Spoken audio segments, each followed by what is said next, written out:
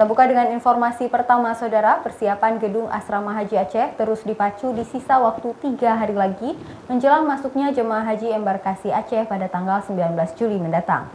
Gedung asrama tersebut direnovasi untuk memperbaiki sejumlah fasilitas di dalamnya yang sudah tidak layak pakai.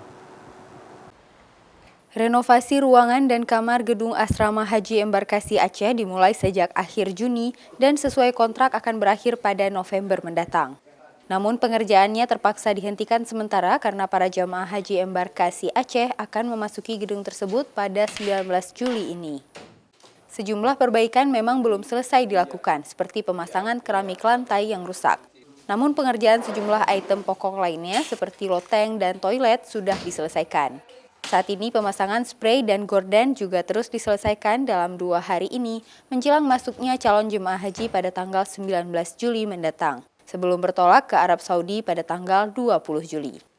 Selain itu, sejumlah lemari pakaian juga terlihat belum terpasangi pintu dan beberapa kasur yang digunakan juga dalam kondisi kurang terawat. Sementara itu, pengelola unit pelaksana teknis Asrama Haji Embarkasi Aceh mengaku optimis pembersihan ruangan akan selesai dalam 2 hari ini dan para jemaah haji dapat beristirahat dengan nyaman di asrama.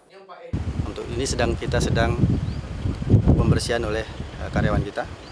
Soal tanggal 17 lah, itu sudah ready, pemakaian spray dan gorden dan semuanya. Oke, siap.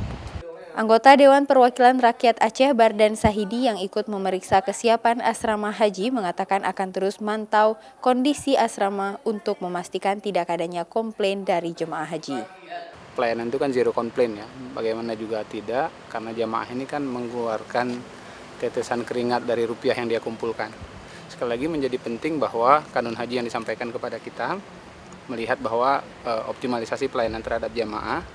Sesuai jadwal, para calon jemaah haji embarkasi Aceh akan masuk asrama pada tanggal 19 Juli ini dan selanjutnya para jemaah akan bertolak ke Tanah Suci pada tanggal 20 Juli melalui Bandara Sultan Iskandar Muda, Belang Bintang, Aceh Besar.